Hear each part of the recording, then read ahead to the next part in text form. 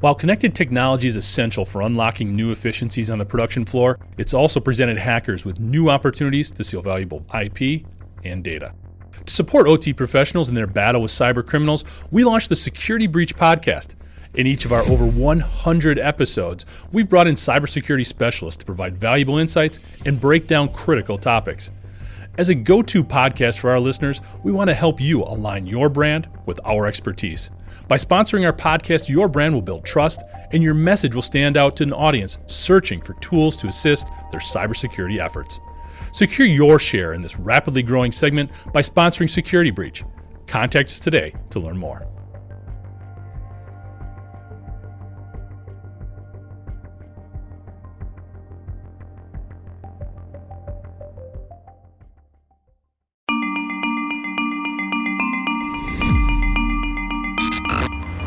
Hi, I'm Jeff Ranke, Editorial Director of Manufacturing.net and Manufacturing Business Technology.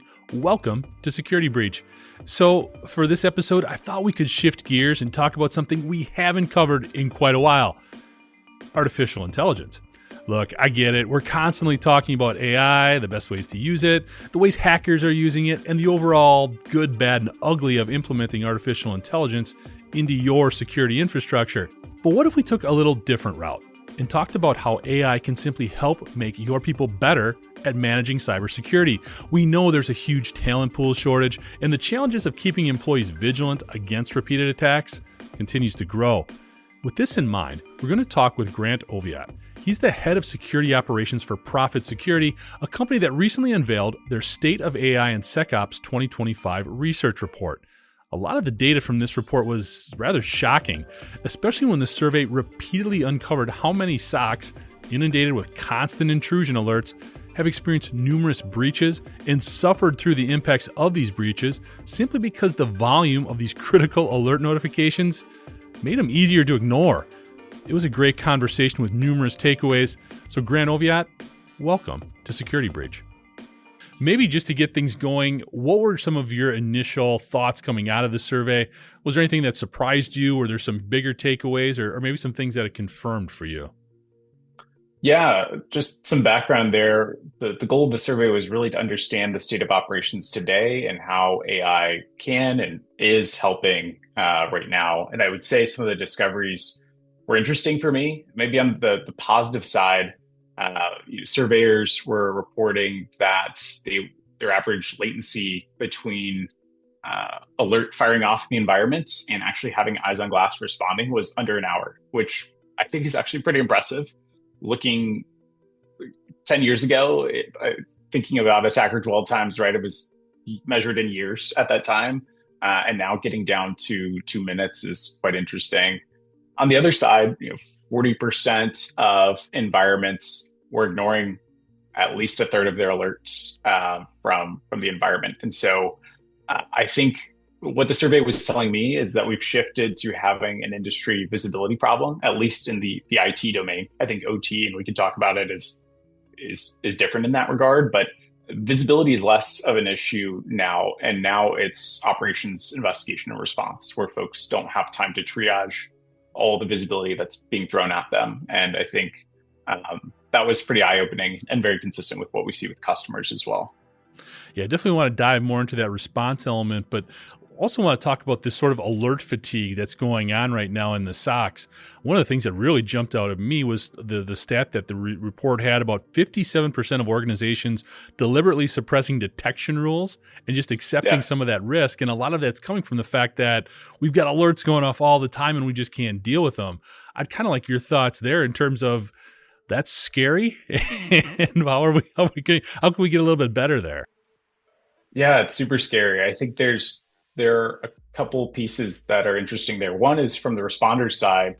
What we're seeing is, and it makes sense, customers sizing up the alert volume to the team that they have instead of vice versa, right? You're not building your operations organization to manage your risk. You are sizing your risk to your operations team, which is really challenging, maybe speaking to budget constraints that are continuing to plague the security industry, but interesting trade-offs that are being made in order to accommodate that. And I think there are, the survey also talked about critical incidents being identified and things that were ignored. And I think if you're ignoring, around 60% of alerts, it's just sort of a numbers game. You're going to have some exposure and some risk to initial compromise there. On the vendor side, I think it's also interesting, and I've played on the vendor side of the space, so I know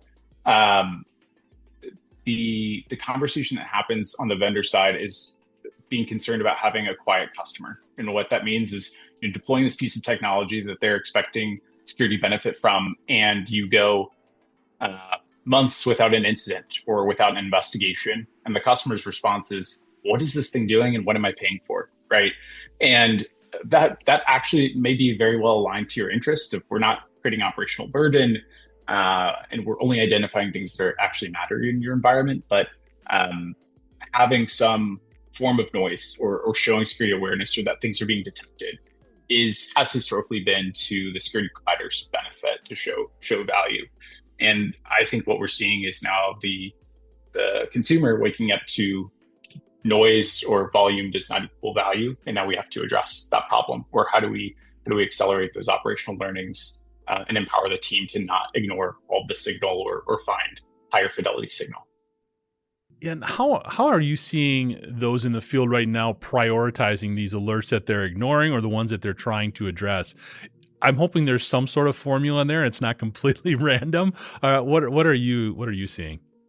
I would say the base filter tends to be severity, right? So there's normally criticals and highs we look at with a fine-tooth comb. Anything below medium and low is opportunistic or some mix of that. Like severity is the base filter. And then there is some level of experiential learning of, hey, we've just encountered this alert 50 times. It's always been false positive. We don't have fine-grained controls to tune this thing in a reasonable way, so we're just going to turn the whole signal off. And that could happen across the severity stack, but that's generally the progression that I'll see teams operate with. And I want to dive into this a little bit. I know this is tough because you're not sitting in these SOCs. All these enterprises are different. But another thing that jumped out from me with the report was that 61% of the security teams admitting to having ignored an alert that proved to be a critical vulnerability. That is also quite frightening, especially when we're talking about these things that we're sensing them, we're picking them up, we're just not responding to them. Again, I think a lot of it's the volume, a lot of it's the not having enough in-house expertise. What are you seeing there in terms of some of these that maybe aren't being treated with the severity that they should be? What kinds of things are maybe getting through here? Yeah, I think it's pretty hard too for operators. Malware was all the rage, 5 years ago, where malicious attachment in an email, or it's someone got a drive-by download and there's initial first stage backdoor, right? Those are pretty easy to spot, very cut and dry. And now things are moving to identity being the new malware, right? With SaaS applications or data access and initial access for a weird logon. Like weird logons happen all the time. A person traveling for pleasure or for work or just getting a new device, all of these things generate a ton of noise that are 99.9% of false positives. But in the event that it is, that starts your BEC, right? That starts your initial exposure. And so that tuning by severity doesn't work when your low alerts are an unusual login. And that's what I see teams faltering with. It's less on the cut and dry malware. It's more of we've got an unusual login, might be a compromised identity. How do I respond to this? It's hard. Yeah. Identity management has become sort of the new ransomware in terms of hot topics right now, especially in the OT environment where we do have all of these assets. And as you alluded to, we're still struggling with that visibility element of it. So, yeah. Looking at all of these challenges, the report talked a lot about AI and some of the solutions that it can sort of champion and bring forward. Before we get into anything specific, when we look at artificial intelligence and how it may be applied to the industrial cybersecurity field specifically, what are you seeing right now in terms of, hey, we're doing this pretty well, these are areas we could improve upon, maybe some places that we're overstepping and expecting too much from AI? I'd be curious on your take as well, Jeff, there, because I think at least in the security operations side, OT continues to be an underserved segment. There's just IT tends to get the brunt of the focus, and then OT comes in after the fact in a lot of cases when it is among the most critical. I think it's always a different ballgame, right? Because the reliance and dependence on availability and uptime, often you've got to balance the trade-offs between making fast decisions in an IT environment and forcing containment versus observability, and you don't want to shut off a critical PLC or something to that effect. And so that becomes really challenging. Also, most of the visibility is network oriented, right? And network visibility is of the highest noise. You've got tons of legacy protocols that exist or controllers that are out there making communications that are flipping abnormal baseline signals. It's really hard to cut through that. And so I think that's where sort of AI SOC has a huge play of being able to triage that type of noise and activity really quickly, especially when your best visibility is network, and it's much less authoritative historically than having endpoint actions and process telemetry to make clear decisions on. Yeah, and I think that's where industrial is still struggling, because those endpoints are becoming so much more important. We're connected in so many ways, and in some areas it's to the internet. It's a very public endpoint potentially for people to get into. And that's where a lot of things that you were bringing up before in terms of that identity management and the credential management becomes so important. It feels like a little thing, but it becomes a real big thing very quickly. Is that an area where AI can help some of these industrial sectors or help on the OT side of things, or are we not really applying it correctly? I think it can certainly help. What we're seeing with AI agents is the ability to go and investigate these unusual login activities and support identity validation, more or less. Is this user who they say they are when they log in? What devices do they typically come from? What ASNs do they typically log in from? When they log in, what actions do they perform, or what network traffic did they generate? All those triage and investigative steps that an analyst would do. But if they happen to you 5, 10, 500 times in a day, you lose the bandwidth to be able to manage all those interactions. And so I think it's really moving beyond unusual login detection and actually going that extra step. What would take an analyst 30 minutes to go and do, being able to compress that time on average for us, it's around 4 minutes to perform an investigation. And if we had 80 logons that show up in the same minute, you're not constrained to 2 human eyeballs and 1 keyboard. All of those things happen at the same time. And I think that's the huge amplifier for operators supporting OT environments. No, I think that's a great point in terms of being able to use those algorithms that AI has to simplify some of these things and not suffer from that alert fatigue that we're seeing so prominently throughout the report. When you look at, and it doesn't have to be just the industrial sector, when you look at users in general and in AI, it feels to me like pace is such a big issue. They're not really understanding the right pace to go to, and not just implementing it, but implementing it properly and really seeing the results before they try to move forward too quickly. Are you seeing a similar dynamic, or what are your thoughts there? I would say AI adoption is actually higher than you might expect. A lot of security teams are charged with, whether that's executive leadership or their internal team, of we've got to incorporate AI into what we're doing. I think there are a couple of factors there. One is everyone's exposed to these sort of co-pilot chat style ChatGPTs and seeing the immediate benefit from those. I think there's also economic pressures where teams are getting smaller, having to do the same with less, and those things colliding is drawing folks closer to AI. I think there's a ton of skepticism when it comes to security, for good measure too. AI is not a new word. AI detections have existed for the last 10, 15 years. And they're the things that I feared a long time ago, because I never expected AI detections to be good. It's just the things you kind of threw out, and computers are weird. Anomalies aren't always that helpful, right? And we saw that with UABA. We saw that with early AI detections. I think the advent of the LLM and these frontier models adding more of a reasoning layer versus just a weird identification layer allow you to embed a lot of that investigator's thought process and get results that we'd had hoped for a really long time ago with SOAR or AI detections. So there's a bit of a rebranding that's happening, maybe the best way to put it, of like, in the security space, the AI of yesteryear is not the ways that it's going to accelerate you today. And I think it puts a lot of emphasis on explainability and transparency in everything that's done. The industry doesn't tolerate a black box anymore. You can't just say, here's what it is and good luck.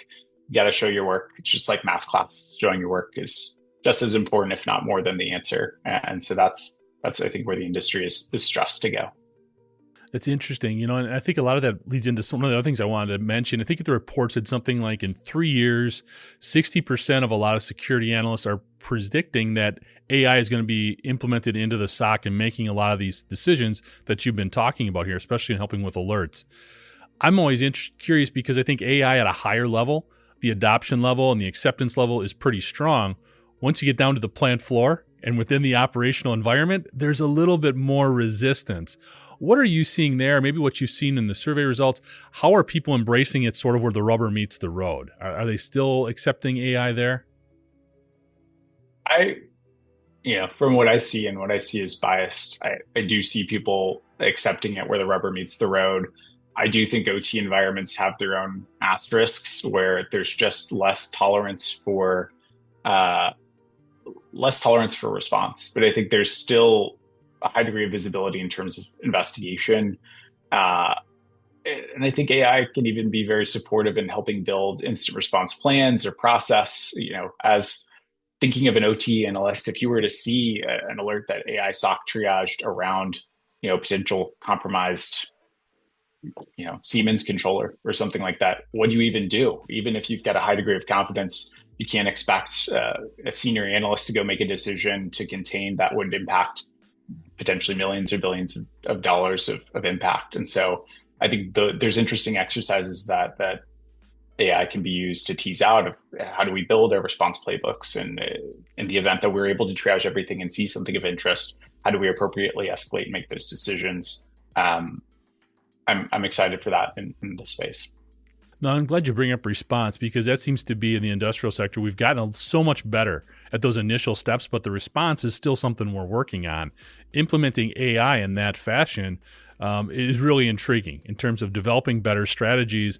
And also, you'll have more time for that response element of your plan because of all the things that AI can do with those initial steps in terms of condensing the time it takes for figuring out those alerts. So very interesting there. Totally. Yeah, I think in no way are we trying to replace people. It's really get them doing what they wanted to do in security in the first place. And I can guarantee no one really wanted to stare at identity alert, false positives day in, day out, right? And taking out the trash so that people can do what they do best. No, great point. You alluded to before, Grant, a little bit about how the phishing schemes and clicking on email links has become an issue. We know that the bad guys are using AI to make those emails look a lot better than when we were getting things from the prince of some African country looking for help. What are maybe some other areas that you're seeing the black hats implement AI more successfully that we need to be aware of? I think you mentioned a couple pieces. One is speed and just pace of innovation, right? Being able to adapt very quickly, whether that's phishing campaigns or enumerating very quickly in environments. And the other is being able to blend in a lot easier. What I've seen in reports of recent incidents that are using, Claude Code or others as being able to look at PowerShell event logs like 4104s and seeing historical scripts that have been issued in the environment and asking ChatGPT to write a malicious script following similar syntax. And so before, you can look at some PowerShell scripts and say, okay, not commented, or the structures just look much more condensed and compressed, something that's it's just a cradle to issue an initial command. And now the operational cost for threat actors or criminal groups to go the extra mile and blend in is just a couple sentences in a prompt. And so there's a huge stealth element that comes into play of being able to observe operations and make changes that look like your other admins and how they typically operate. And so starting to see trappings of that, expecting more, and it comes to a place where the only way to fight AI, I believe, comes down to using AI, right, to make these delineations. No, makes sense. We've definitely talked about that before. And in order to fight off AI, you need to have an understanding of it internally as well. Grant, maybe we could take a little bit of a break here and just talk a little bit about profit security for those who are not familiar. Maybe we can kind of lay out a little bit what the company is about and some of the things that you're doing to help support those, in the industrial sector. Yeah. So Profit Security is an agentic AI SOC company. So we focus on being the force multiplier for security operations teams and really accelerating that triage and investigation time. We've spent a good bit of time talking about all the red blinking lights that might occur in your environment, which ones are important and which ones weren't, which I think this survey did a really good job of digging into. Uh, and there's that after moment where a detection uh, is not the end of an instant response cycle or process. It's the beginning. It's the trigger.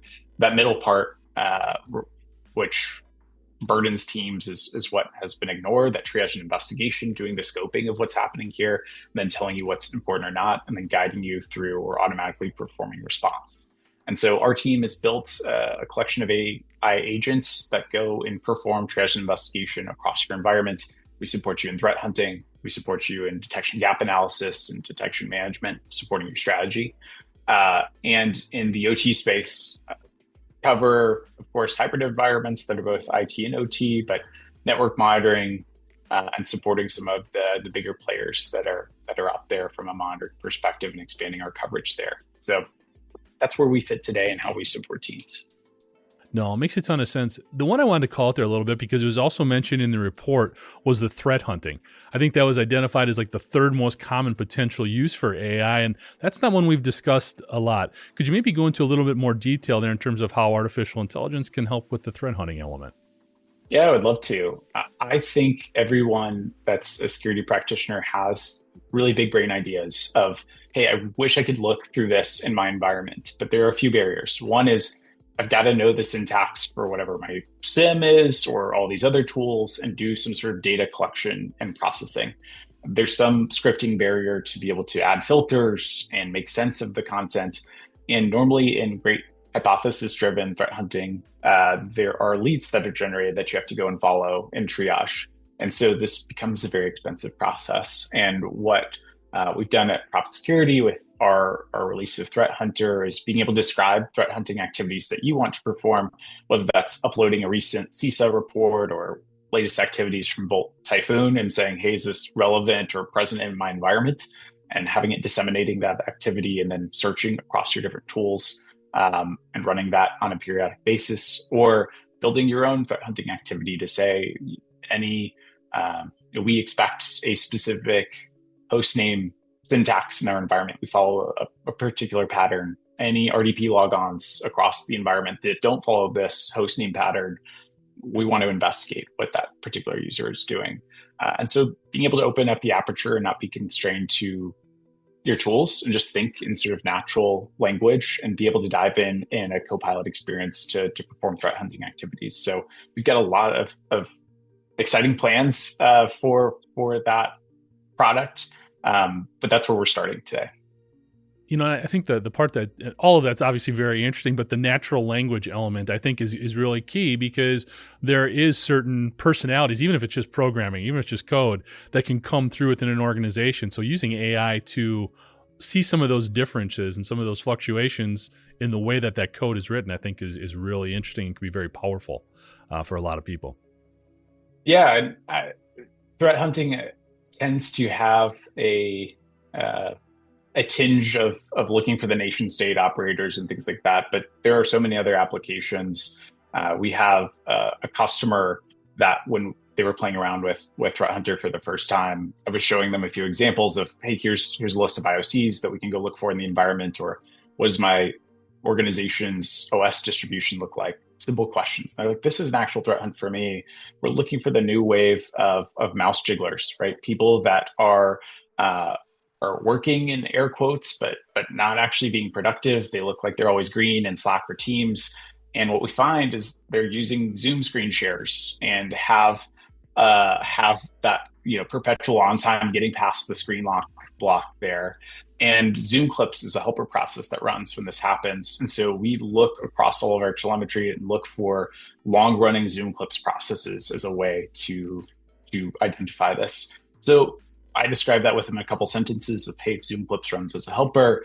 Look at the start and end times of all the processes related, give me the longest duration and show it to me in the table. And it did it. So those types of things, while not uh, it, it's not a ransomware event, right? But they're meaningful and painstaking to try to pull this together and still impactful in security environments.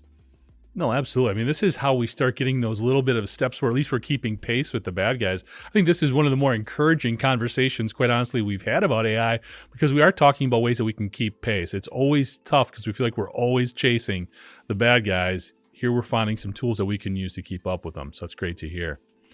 One of the things that we've touched on kind of throughout and sort of danced around a lot too is how AI is helping address a lot of the people issues, the human element of cybersecurity. Maybe you could talk a little bit there in terms of using AI from a perspective of addressing some of the skills gaps that we have, the labor shortages that we have, and also just helping people learn internally to not click on those links. That cybersecurity training is more than just a check the box type activity. Yeah, some really cool things that we're seeing there. From our customers, we're hearing that the new grads that they're bringing on as analysts to join the team are operating, in their opinion, more like senior practitioners, because in the investigative process, our goal is to describe the thought process and all the questions that we ask to perform an investigation. And so not only using us as a triage investigation boon to tell you what to focus on, but they've been using it as training tools as well. Of here's a few investigations we want to pin of how you think about looking at unusual identity activity. And here's the way that we do that across our environment. You can see the queries that we wrote to gather this from your SIM or different data sources. You can see the evidence that was used to make the decision, even download those raw JSON bits if you'd like. And so junior team members are able to walk through that process, and it builds uniformity, consistency, and a clear understanding of how you would go through this as a responder. And so we hear that a good bit from customers of, I have 5 analysts all with varying degrees of skills. They're all going to look at this alert differently. I can't afford to have 2 people looking at the same investigation to try to identify diffs. I really just want a consistent thought process that everyone can anchor around. And I think that's a huge area where we've seen benefit and where AI SOC will stand to benefit security teams. Absolutely makes sense. So, Grant, we've been talking about artificial intelligence. Usually that's the big response when I talk about, or when I ask about, hey, what are some of the bigger trends in the next year and a half? But outside of AI, are there maybe some other things that you're seeing that are going to impact cybersecurity going forward? I'm pretty interested in the OT space side of things, where there tends to be, I'd be curious on your take here, Jeff, but I feel that OT has been a hyper-targeted industry in some respect. Like, you see all these ransomware events that's more focused on hybrid environments where initial access is through some, AnyDesk agent, and they've got access to identity, move laterally, maybe disrupt operations that ends up impacting the OT environment. And I've always attributed that more to hyperspecificity of some of these pipelines or tools. Like, there's a lot of legacy pieces, and stacks aren't consistent across different organizations. It seems there's a trend where, whether it's the Siemens or the Honeywells, where stacks are becoming more consistent, and consistency brings benefits, but it also opens the aperture for threat actors to say, hey, now I have flexibility I'm not building custom malware to impact one environment. I could get 14 or I could get 200. And so I think that's a really interesting threat landscape element.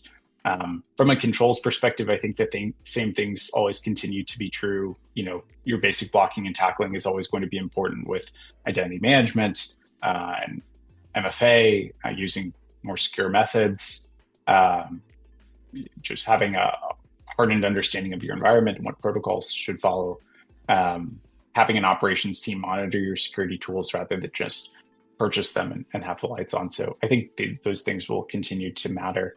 And I'm expecting OT as sort of an independent sector to have an increase, and I hope we can avoid it, but more ransomware operations targeting those instead of just the IT environment,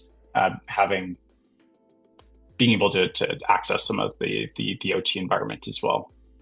Yeah, you bring up a lot of great points there, and I think we talk about this a lot in terms of those silos that IT and OT tend to operate in. We got to break those down and have folks talking to each other, because as you've alluded to in a lot of situations, IT is used to some of these dynamics and working with artificial intelligence or the right way to apply it. We need to share that on the OT side as well. I think it gets into a lot of interesting discussions on segmentation practices as well. IT has been really good about that. OT is still figuring out the right way to apply it without totally shutting down operations. And that leads into a bigger conversation. And you alluded to it with all those different automation companies. We need to get some secure by design principles that are a little bit more uniform and a little bit better communicated throughout the industry. It was very interesting because, when Jen Easterly was running CISA, there was a lot of conversation about secure by design, and that's quieted a bit. And I think we need to ratchet that up again. So there's a lot of interesting things that we can talk about there. Yeah, I think secure by design, you're spot on.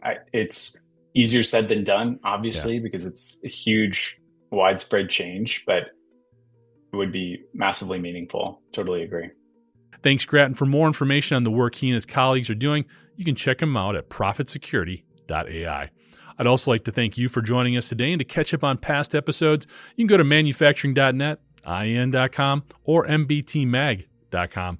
You can also check Security Breach out wherever you get your podcasts, including Apple, Amazon, and Overcast.